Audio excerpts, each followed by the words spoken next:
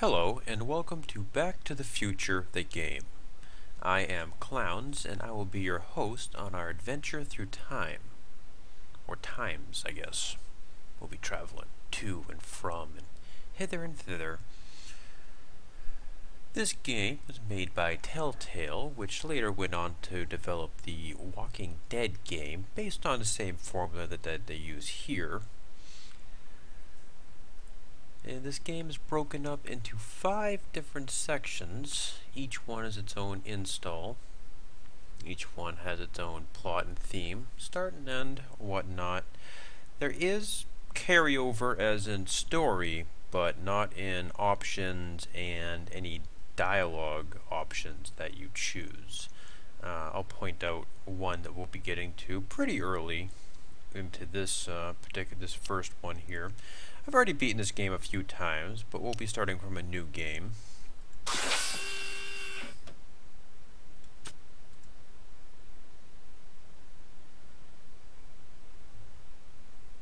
Let's go.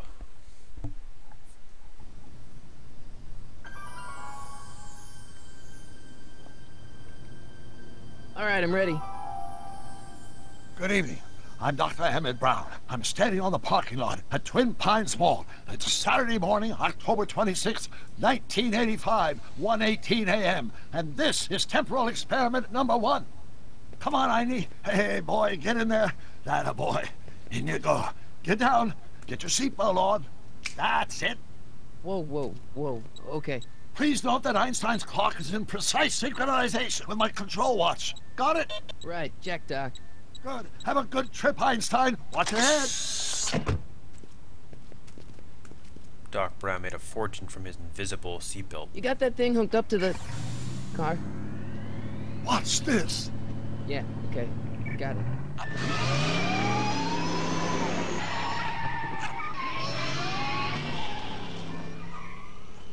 Not me. The car. The car.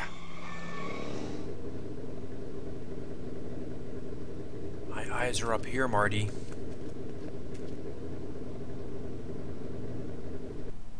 If my calculations are correct, when this baby hits 88 miles per hour, you're gonna see some serious shit.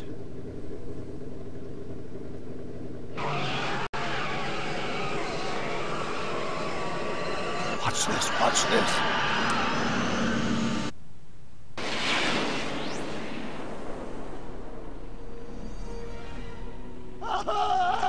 What did I tell you? 88 miles per hour! The temporal displacement occurred at exactly 1:20 a.m. and 0 seconds! Jesus Christ. Jesus Christ, Doc. You disintegrated Einstein. Calm down, Marty. I didn't disintegrate anything. The molecular structure of both Einstein and the car are completely intact. Where the hell are they? The appropriate question is, when the hell are they? You see, Einstein has just become the world's first time traveler. I sent him into the future. 1 minute into the future, to be exact. And at precisely 1:21 a.m. and 0 seconds, we shall catch up with him and the time machine. Which won't actually happen if you just sit on this screen. Keep looking at your watch, Doc. Is your clock running fast? Wait a minute, Doc. Are you telling me that you built a time machine out of a DeLorean? The way I see it, if you're gonna build a time machine into a car, why not do it with some style?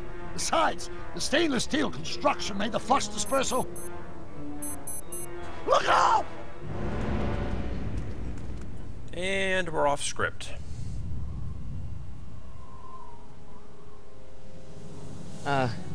Doc? Huh, that's peculiar. Where's the car, Doc? It should have caught up with us 27 seconds ago. Doc, what happened to Einstein? No need for concern. It's probably just a minor miscalibration of the time circuits. Marty, could you get my notebook? It should be in the toolbox. And welcome to gameplay. You move, Marty, by clicking and dragging the mouse. That's pretty inaccurate. We usually just use the arrow keys. And you point and click on things to select them. And also, this is a really shiny parking lot. Like, this is the cleanest parking lot ever. This place is really well run. What's in this? What's in the box? Don't touch that! It's plutonium! Plutonium? How do you think I generated 1.21 gigawatts of power?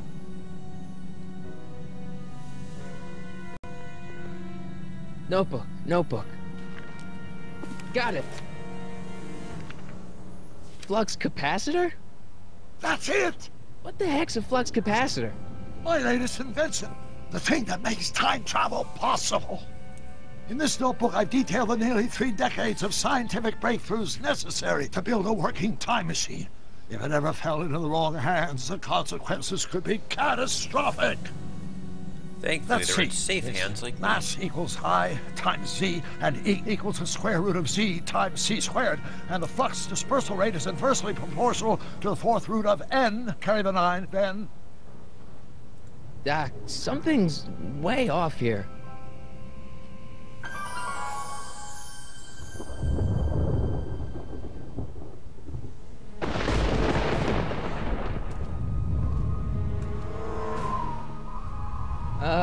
Doc? Einstein has destroyed the future. Great Scott! Not really. Doc, what is it? I've made a horrible mistake! I didn't actually buckle a seatbelt. Doc! No! I'm sorry, Marty. Doc, come back! Doc!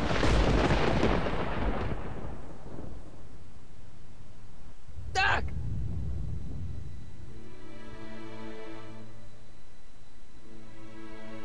Marty, is everything okay? Yeah, Mom. It was just a nightmare. I was in the past, and Doc was there.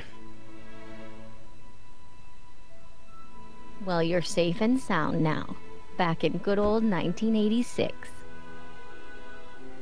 But you'd better get up. Your father's waiting for you. Huh? Weren't you going to meet him over at Doc's? Holy crap! I'm late.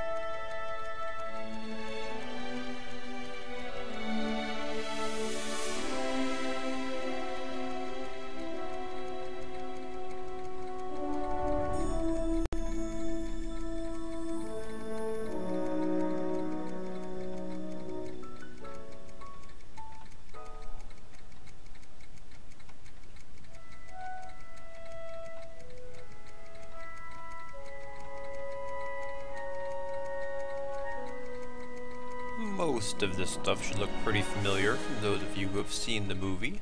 And don't worry, we'll get a chance to play with most of it. May 14th, that's today! Thankfully, it's not 1986. Dad! Are we too late to stop the... sale? Better late than never. You wouldn't believe how much rare stuff there is back here. That's Doc's stuff. The city has no right to... Now, son, I know you're upset, but your friend's been gone for months, and the city really seems hell-bent on using his land for that new parking garage. And, hey, is that a first edition Jules Verne? It's just not fair. But at least things can't get any worse. Hey, Marty! Hi, Biff. Come to see if the old crackpot had any buried treasure? Nah, I guess I'm just... Looking to make a meth lab. remembering.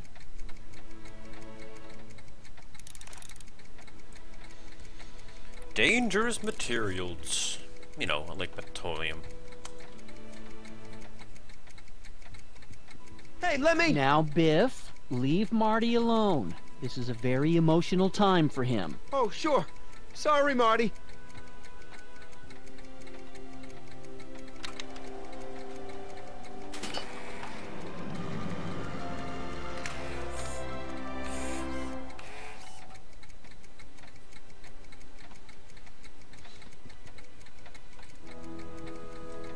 Wonder why Doc didn't take any of these with him.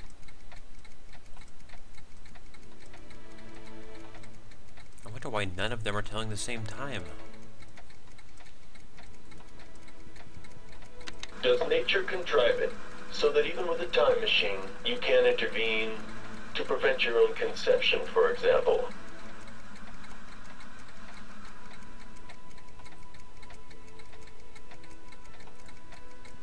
A fish tank? I never knew Doc raised fish. Doc's fish had weird taste and decor. I kinda like Doc.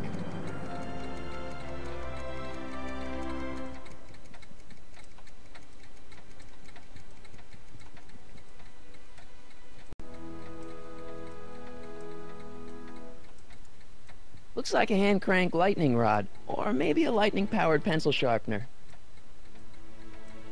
Let's go with option 2. Would probably sell better.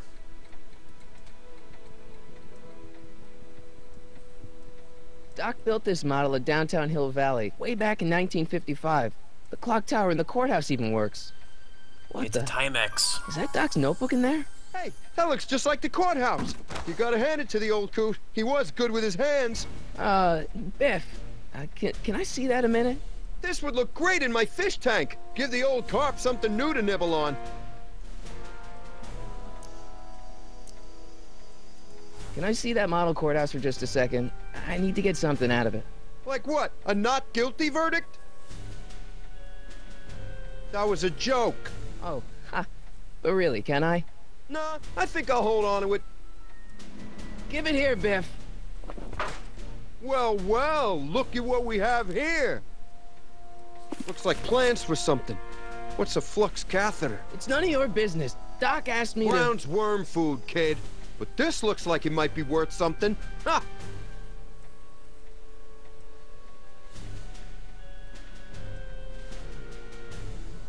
Well, before we follow up with Biff, let's see what else we got around here.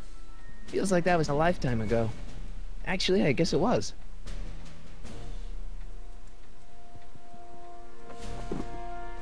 Hey, let me try, Marty. Hey, it's my quarter. Now, Biff, let Marty have his turn. You got it, Mr. McFly.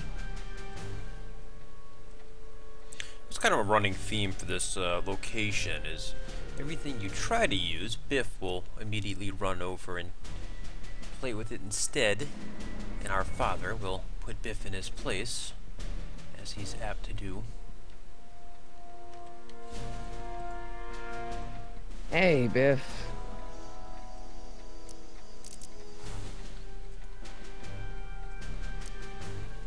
I'll pay you for it. How much? Not enough. A quarter for the jukebox? Come on, Biff. It's just a notebook with Doc's scribblings. What did Doc ever accomplish? Nothing.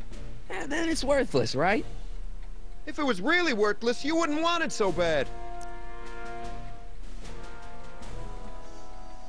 I only want that notebook because, well, I'm sentimental. It's like a piece of Doc. Doc's dead. Time Oh. to get over it and move on. Harsh. That notebook wouldn't mean anything to you. You wouldn't even understand what's in it. You calling me ignorant? You'd probably hold it upside down. I just can't let you keep that notebook. It's dangerous. What, is it set to explode or something? Well, in a way. I'll take my chances.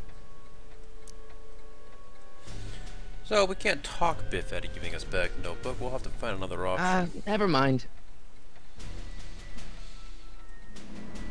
Really can't talk Biff out of anything.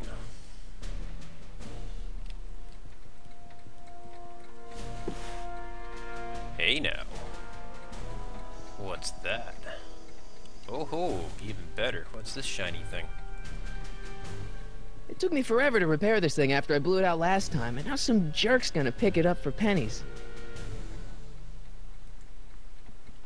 Let's make some noise.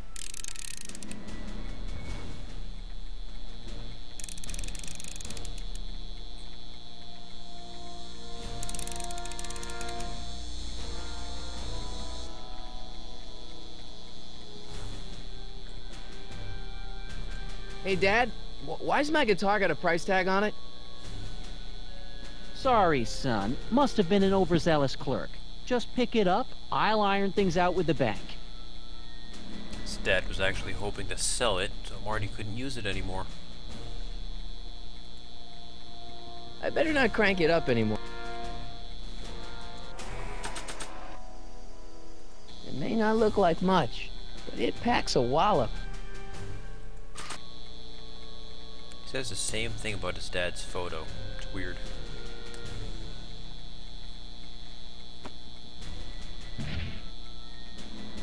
Here's an oldie, but a goodie. 1, 2, 3. Hey, look, it's Chuck Butthead. There it is. 16 minutes in, we got our first example of butt. Let me show you how it's done. Now, Biff, I think that's Marty's guitar. Oh, gosh, you're right, Mr. McFly. Here you go, Marty. Let's hear a few licks.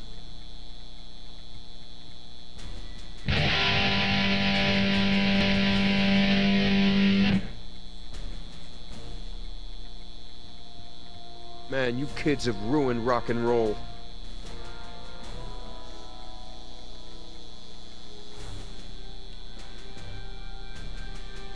So Biff's pretty hell-bent on interrupting us no matter what we do, and George's hell-bent on stopping him.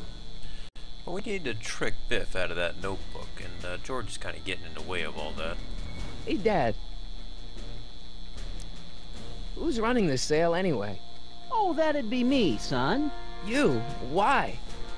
Well, once it became apparent that the bank was going through with the sale, I volunteered to oversee it in order to make sure that Doc's stuff would be treated with a modicum of respect. Isn't that right, Biff? You got it, Mr. McFly. I'm telling you, this sale is a joke. Doc's only been gone for a few months, and I happen to know... Yes, you've told us he's not dead. He's on a trip. Let's say you're right. Have you considered that this trip may not have been entirely voluntary? I hate to say it, but Doc's run up some pretty sizable debts around town. Maybe he's just hiding from his creditors. Hiding in the past! You got Doc wrong. Sure, maybe he's not so good with money. That's just because his mind's always on bigger things. But he's still a straight-up guy. He'd never run away from his problems.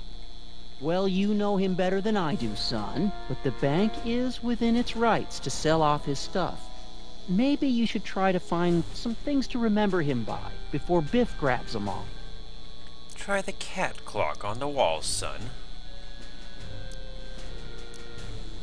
Do you think dreams can predict the future?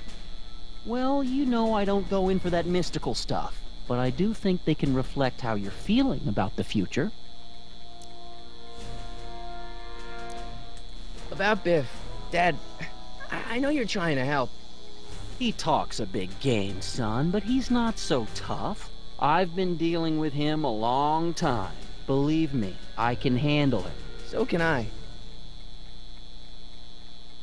I guess you can.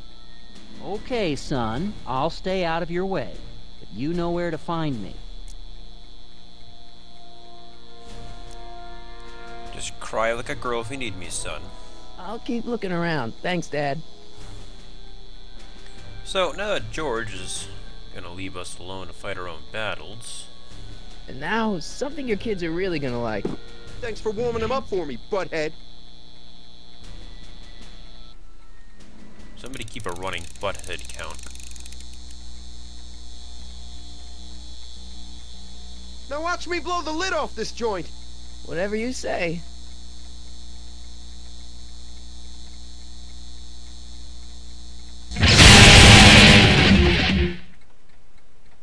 Rock on, Biff. Oh, shit.